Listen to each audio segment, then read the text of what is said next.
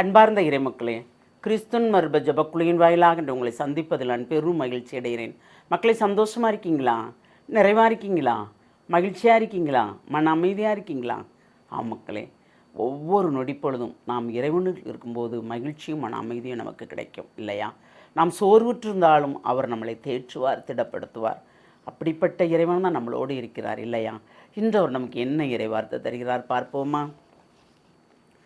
புலம்பல் நூலிலிருந்து வாசகம், அதிகாரம் 2, இறைவார்த்தை 19 மற்றும் 11, 12.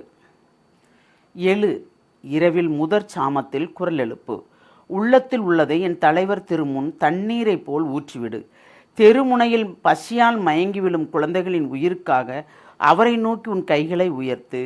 பிரேசலா, பாருங்க, பசியோட மயங்கி விழுகிற குழந்தைகளுக்காக நம்மளை ஜெபிக்க அழைக்கிறார். அப்போ நாம் நமக்காக மட்டும் ஜெபிக்கிறோமா? பசியால் வாடும் மக்களுக்காக நாம் ஜெபிக்கிறோமா? இப்போ போர் பார்த்தீங்களா எப்படிலாம் இருக்கு இல்லையா? அதில் எத்தனை பேர் பசியால் இருப்பாங்க, மாண்டு போயிருப்பாங்க, சிறு குழந்தைகளும் பெரிய ஆட்களும் வயது முதிர்ந்தவங்களும். நாம் ஜெபிக்கிறோமா?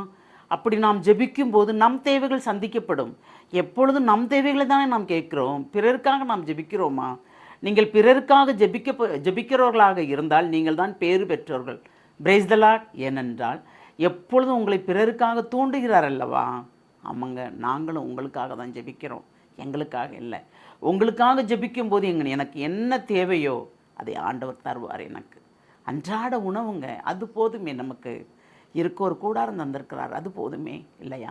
வேறு என்ன வேண்டும்? நம்ம என்ன கொண்டு போகிறோம்? போகும்போது ஒன்றுமில்லை. நாம் செய்த நற்காரியங்கள் தான் நம்மோடு எடுத்து செல்வோம் இல்லையா? அதுதான் பசித்திருப்போருக்கு, அழுகின்ற குழந்தைகளுக்கு, பசியால் அழுகின்ற குழந்தைகளுக்காக நாம் ஜெபிக்க வேண்டுமாம். எழு, இரவில் முதற் சாமத்தில் குரல் எழுப்பு. உள்ளத்தில் உள்ளதை என் தலைவர் திருமுன் தண்ணீரை போல் ஊற்றிவிடு. அந்த ஜெபங்கள் தான் கேட்கப்படும் என்று சொல்கிறார் இல்லையா? நம் கை உயர்த்தி ஜெபிக்கும் போது கண்டிப்பாக கேட்கும். அதுபோல் 11, 12 பாருங்கள். என் கண்கள் கண்ணீர் சேர்ந்துள்ளன, என் குலை நடுங்குகின்றது, என் துயரத்தால் என் ஈரல் வெடித்து தரையில் சிதறுகின்றது. என் மக்களாகிய மகள் நசுக்கப்பட்டுள்ளால், நகர் வீதிகள் குழந்தைகளும் மழலைகளும் மயங்கி கிடக்கின்றனர். அவர்கள் தங்கள் அன்னையிடம் அப்பம் திராட்சை ரசம் எங்கே என்று கேட்கின்றனர். படு காயமுற்றோரை போல் நகர் வீதிகளில் அவர்கள் மயங்கி விழுகின்றனர். தாய் மடியில் உயிர் விட்டது போல் ஆகின்றனர். Praise the Lord. அப்போது இறை வார்த்தையிலே இருக்கு பாருங்க எல்லாமே இல்லையா? பசிக்கின்றது, தாயிட்ட கேட்குதுங்க பிள்ளைங்க, என் உணவுக்கு எனக்கு இன்றைக்கி என்ன உணவு இருக்குமா அப்படின்னு கேட்குது. அதாவது நமக்கு எப்போவுமே உணவு இருக்குங்க. உணவு இல்லாதவர்கள் ஒரு பக்கம் இருக்கிறாங்க. நாம் கண்டு கொண்டால் நாம் பெயர் பெற்றவர்கள். காணாமல் இருந்தால் கண்டிப்பாக நம்மிடம் அவர் கணக்கு கேட்பார். நீ பசித்தோருக்கு உனக்கு உணவளித்தாயா? அவர்களுக்கு நீ உணவளித்தால் எனக்கே நீ உணவளித்தாய் என்பது போல். ஆனால் நம்ம என்ன கேட்குறோம்? எனக்கு இன்னும் வேணும், இன்னும் வேணும், இன்னும் வேணும், பொண்ணு வேணும், பொருள் வேணும், எல்லாம் வேணும் இல்லையா? அப்படி தானே நம்ம கேட்கணும். நம் சுயம் அதில் வந்து நிற்கிறது.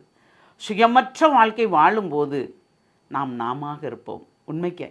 ஏனென்றால் நாம் நாமாக இருக்கும்போது தானே பிறருடைய துன்பங்களும் துயரங்களும் தெரியும் நமக்கு.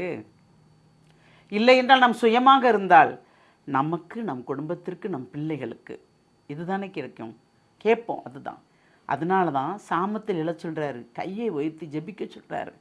நாம் ஜெபிக்கின்ற ஆட்களாக இருக்கிறோமா? சிந்திப்போமா? எல்லாம் வல்ல இறைவா, ஆண்டவரே, எப்பொழுதும் நாங்கள் பிறருக்காக ஜெபிக்கின்ற மக்களாக நாங்கள் இருக்க வேண்டும் என்று விரும்புகிறோம் ஆண்டவரே. அதன்படியே நீர் எங்களை வழிநடத்த போகிற அந்த கிருபைக்கு நன்றி ஆண்டவரே. ஏனென்றால் நீர் சொல்வீர், கேளுங்கள் கொடுக்கப்படும், தட்டுங்கள் திறக்கப்படும், தேடுங்கள் கண்டடைவீர் என்று சொல்வீர் ஆண்டவரே. அதுபோல் எல்லா மக்களையும் நிறைவாக நீர் ஆசீர்வதிக்க வேண்டும் ஆண்டவரே. கேட்பவர்கள் பெற்றுக்கொள்வார்கள் என்ற நம்பிக்கையோடு யாராருக்கு எது தேவையோ நம்முடைய தேவைகள் இருப்பவர்களுக்கு ஆமாண்டவரை நிறைவாக வைத்திருப்பவர்கள் அவருக்கு அறிந்து கொடுக்கும்படி தேவரே நீதானே ஒவ்வொருவரையும் வழிநடத்த வேண்டும் ஆண்டவரே. தூயாவின் வல்லமையால் தூண்டி அவர்கள் தாங்கள் உண்ணுகின்ற உணவில் சிறிதளவு அவர்களுக்கு பகிர்ந்தளிக்கும் போது அது நிறைவாக ஆசீர்வாதத்தை அவர்கள் பெற்றுக்கொள்வார்கள். தங்கள் தலைமுறைக்கும் அந்த ஆசீர்வாதத்தை சேர்த்துக்கொள்வார் என்று நாங்கள் நம்புகிறோம் ஆண்டவரே, விசுவசிக்கிறோம். எங்கள் நம்பிக்கை இன்னும் நீர் பெரிதாக்கி எங்களை நிறைவாக வழிநடத்துகிற அந்த கிருபைக்கு நன்றி கூறி எங்களை முழுமையாக உம்முடைய இரக்கத்துக்குள் ஒப்புக் கொடுக்கிறோம். ஜெபம் கேட்கும் நல்ல பிதாவே. ஆமேன், ஆமேன், ஆமேன்.